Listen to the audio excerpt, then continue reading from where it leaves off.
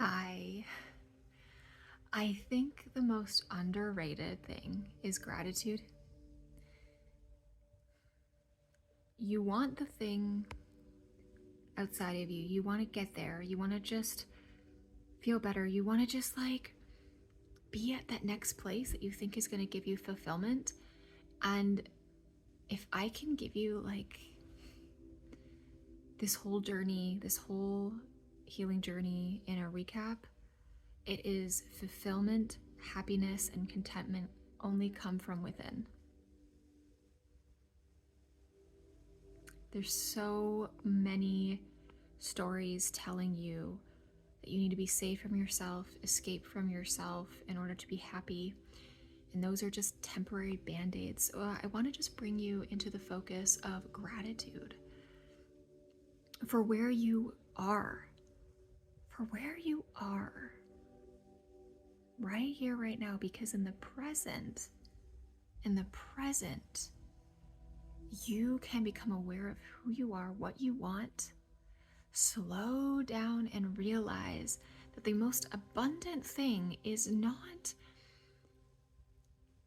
out there, it's in here. It's the fulfillment that you get when it's like, wow, I don't have to wake up and be mean to myself today. Wow, I can wake up and the stories that were passed down to me from my family that I don't agree with, I don't have to operate in that anymore.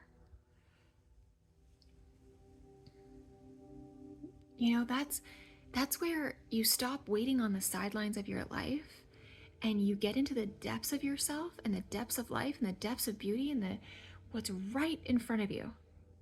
And then guess what? It leads to the next thing, to the next thing. And then when you get there, you realize you've been there all along and that you needed this piece in order to get there anyway. So a lot of people won't slow down to do that work, won't slow down to learn to be present, which by the way is one of the key aspects inside the soul talk embodiment method, because you need that embodiment piece. Embodiment. You're living it through your body. You're not just thinking about it, you're living it.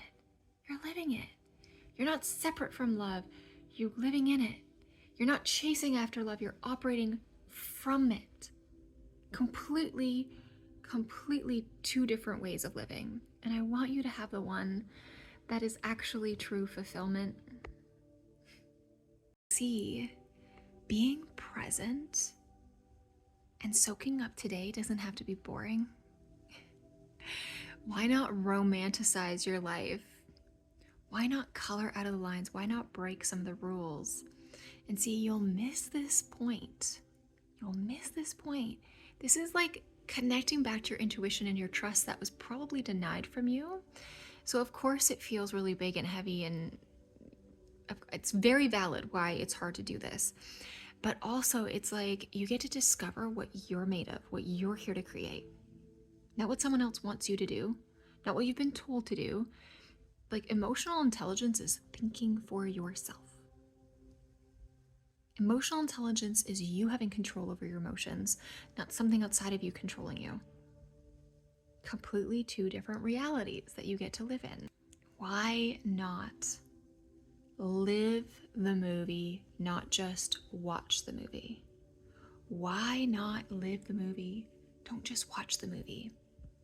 And in a really good movie, and I'm thinking of Superman, there's an inner transformation that happens so that, you get to the climax of the movie and then, oh my gosh, the big revolution happens and he saves the world. There's an inner journey, there's an inner hero journey, and you are the hero of your story.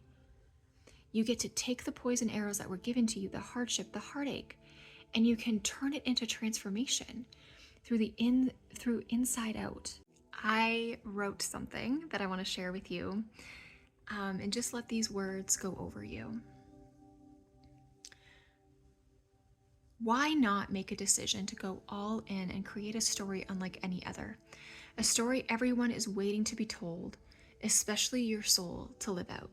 I don't want you to just think about ideas. I want you to take risks and live them. The decisions that make no sense, but your soul is pulling you towards. It's the whole point. A soul-led legacy is about living a life that does not make sense. But there's a part of you that knows. And when you tap into that, when you tap into the unseen forces, all you need is that pull and to take that next step, and then the next step comes to you. You get to draw it in instead of grasping at it. It's your job to live a great story. Living a fulfilled, happy life is going to require you to unbox yourself. Sometimes it's so easy to forget your essence, the soul part of you, which goes way beyond any programming or system that told you who you should be. It even goes beyond the Bible, written thousands of years ago, to what is being said through only you today. It goes beyond a job title, a name, and what society says your life should look like.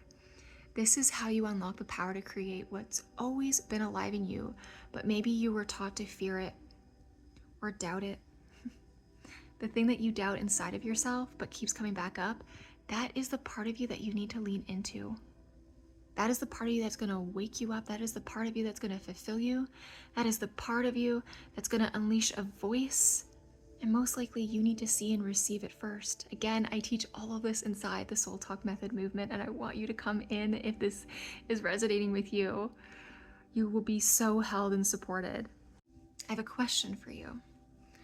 When you strip away the stories, trauma, programming, and conditioning that made you distrust yourself, who are you left with? It's your soul. That essence part of you. Because anything other than that is an identity that you use to protect yourself from the fear that grew out of the belief that was instilled by the world, instilled by the wound that happened long, long ago. The thing that always moves your soul is the part of the movie where you see their inner journey, where you go from living in fear to living courageously. So here's the last thing for today. You will feel the inner struggle to stay small and stay comfortable and keep waiting. You will feel that inner struggle. Oh, just keep waiting until this, until this, until this. You can stay hidden and unfulfilled, or you can live fulfilled and step out terrified. Which one will you choose?